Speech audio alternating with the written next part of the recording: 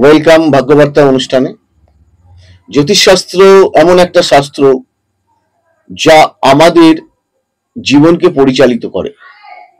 তার মধ্যে বিশেষ প্রাধান্য চন্দ্র ও রবি গ্রহকে দেয়া হয়ে থাকে।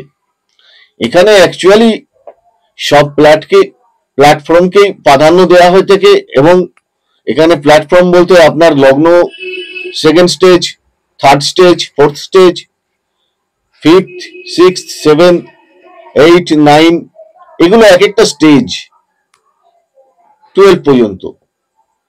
তার মধ্যে সব প্ল্যানেটই গুরুত্বপূর্ণ।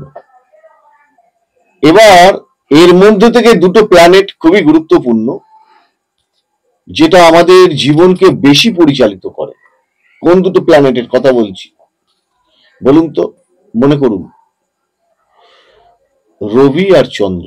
তার কারণ, আর রবি আমাদের পিতৃস্থানের বিচার, চন্দ্র আমাদের মাতৃস্থান এবং মন কারক। মন যদি আমাদের ঠিক না থাকে, আপনি ঠিক জায়গায় পৌঁছতে পারবেন না, সফলতা অর্জন করতে পারবেন না। মনের একটা বিরাট অবস্থান রয়েছে, সেটা কন্ট্রোল করে হচ্ছে চন্দ্র।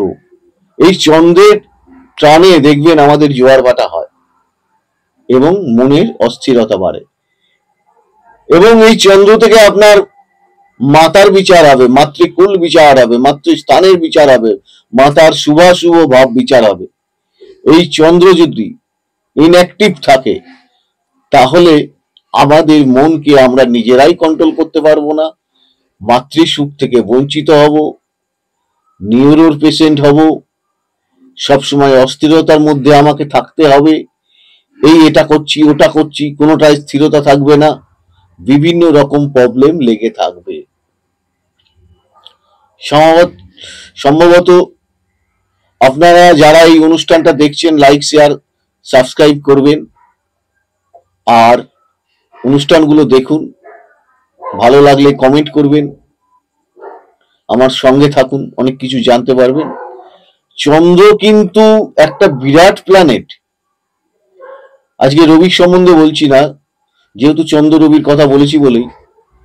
চন্দ্র যদি আপনার শনি যুক্ত থাকে, তাহলে তো একদম হয়ে গেল নিউরো, মানে চুচিবাই গ্রস্ত। এটাকে ইংরেজিতে একটা কথা বলে, যেটা হচ্ছে আপনার সাইকিয়াটাইটিস, মানে রোগ হওয়ার সম্ভাবনা প্রবল, এবং হবেই বলা যেতে পারে, ডেফিনিট। এবং শনির সপ্তম দৃষ্টি যদি চন্দ্রের উপরে পড়ে, তাহলেও এই রোগের সম্ভাবনা থেকে যায়। আবার কি প্রবলেম হয়? আমাদের ইউরিনের সমস্যা দেখা দিতে পারে, বিভিন্ন রকম রোগ দেখা যাবে। যে চন্দ্র যদি খারাপ থাকে, তাহলে আমাদের জীবনের আমরা নিজেরাই নিজেদের মনকে কন্ট্রোল করতে পারি না। কি করব নিজেরাই ভেবে পাচ্ছি না। এটা কেন হচ্ছে একবার চিন্তা করুন। অবশ্য নিউরোর পেশেন্ট বা চন্দ্রের এরকম যারা আছেন, অশুভ প্রভাবের মধ্যে রয়েছেন, তারা অনেক সময় এরা মানতেই চায় না। দেখবেন সাইকিয়াট্রিস্ট পেশেন্ট যারা আছে, তাদেরকে যদি বলা হয় চলো তোমায় ডাক্তারের কাছে নিয়ে যাচ্ছি, ডাক্তার দেখাচ্ছি, তারা কি বলবে জানেন তো? বলবে কেন, আমার কি হয়েছে, আমি তো ঠিকই আছি, দিব্যি আছি, আমার তো কোনো অসুবিধা হচ্ছে না। কিন্তু তারা যে কাজগুলো করছে, সেই কাজগুলো তাদের নিয়ন্ত্রণের মধ্যে নেই, তারা নিজেরা জানে না যে কি কাজ করছে। অতএব এই চন্দ্র অমাবস্যার কোটায় খারাপ হয়ে যায়। আপনারা আপনাদের ডিওবিতে দেখুন কোথায় রয়েছেন। যাদের এই ধরনের মনে হচ্ছে ইনস্ট্যান্ট, তারা আমার সাথে যোগাযোগ করতে পারেন। অনুষ্ঠানগুলো দেখুন, ভালো থাকুন, সুস্থ থাকুন, অন্যকে ভালো রাখুন। নমস্কার।